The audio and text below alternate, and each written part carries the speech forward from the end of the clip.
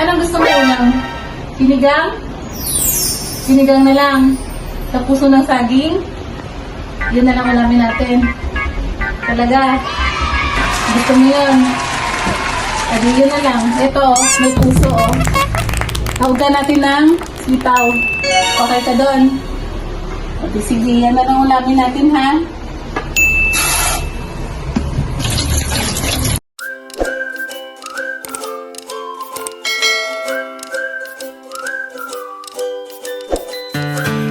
Meron tayo dito ang liempo. Liempo po ito at pinakat ko na. Sinap na natin. Lalagyan ko lang po ng asin. Medyo tutusta po natin ngayon. Bago natin ito palambutin. Nag-uusap kami dito sa bahay mga kaprong dito. Sino yung showbiz crush namin noong 90s? Kasi yun yung napanood namin sa TV. Kayo, sino yung showbiz crush mo? Secret. Secret yung sa akin. Ikaw? Haba. Ang sitaw mo. Pwede rin po ninyo ihalo dito. Ako nakatry na po kayo nitong sinigang. Ito kasi sinigang din yung tawag na may puso yung saging.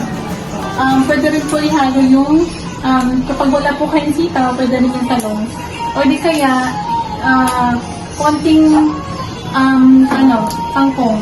O di kaya talbos ng dahon ng kamote. Pwede rin. At ibang sinigang na lang mga kaprombi. Oy, joke, hindi ako nag-joke ha. Totoo po talaga to. Masarap po ito eh.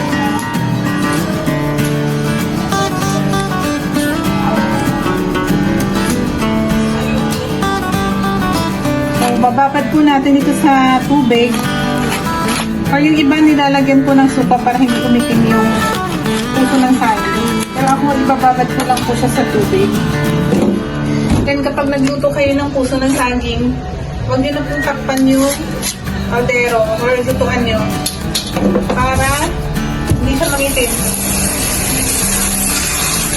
Malalaki po yung slice natin kasi pang sinigang.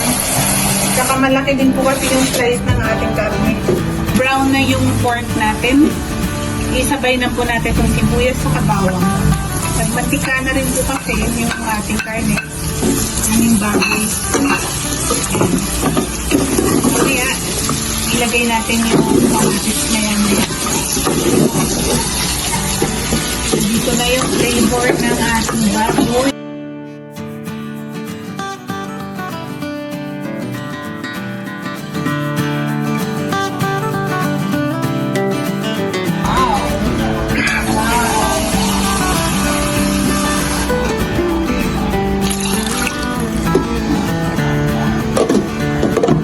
Ating labanos, gagawin natin yung silada. Haluan na po natin ito ng itlog na maalat. Yan. So, habang nag-aantay tayo ng ating karne, pinapakuluan, inuin na natin, balatan na muna natin itong ating labanos.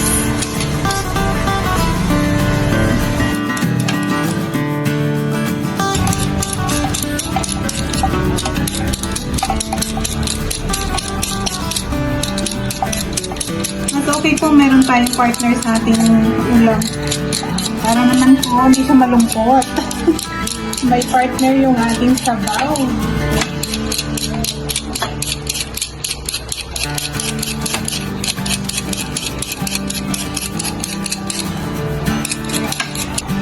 Lalagyan lang po natin ito ng kamatis at itlog na maalat. From D, ilagay ko po ito sa ating ensilada. Ito po ay hipon. Parang hipon na, hindi po ito yung hipon na hibi na binibili sa palengke mga ka-prombi. Ito po ay galing sa probinsya namin. At ihahalo ko dito sa ensilada nating labanos. Mas masarap po yung lasa nito. Tsaka pwede mo siyang kainin diretso. And then lalagyan pa natin ito ng itlog na maalat.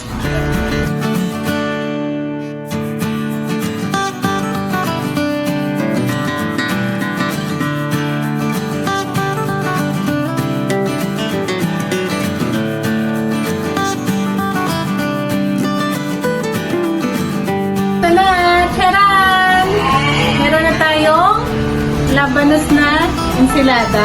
Labanos salad mga kaprombi. Masarap ito mga ka-prongdi. Ilagay na natin yung ating lagay na po natin yung ating puso ng saging. Tapos wag na po natin tatakpan para hindi po siya maitim.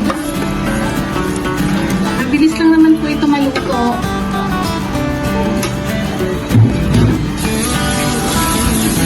Lagay natin yung sitaw.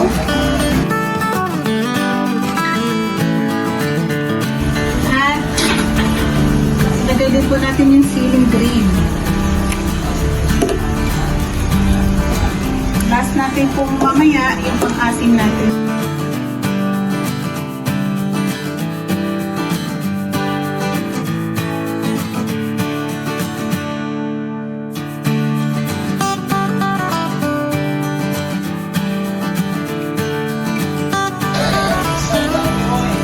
Last po natin nilagay yung pang-asim. Kasi po, pag inuna natin yon, yung ating gulay ay mag-yellow siya. Parang hindi po siya maganda. At kumukulo-kulo na po at luto na po ang ating sinigang sa baboy. Sinigang na baboy na may puso ng saging at sitaw.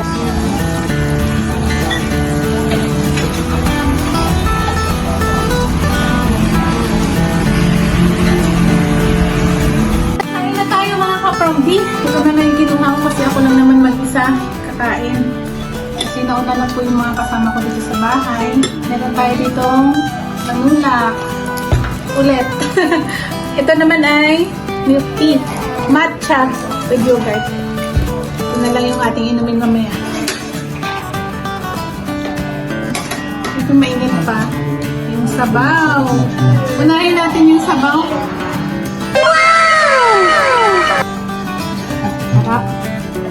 Asim-asim, nakalinamnam. Ito yung ibang version ng sinigang.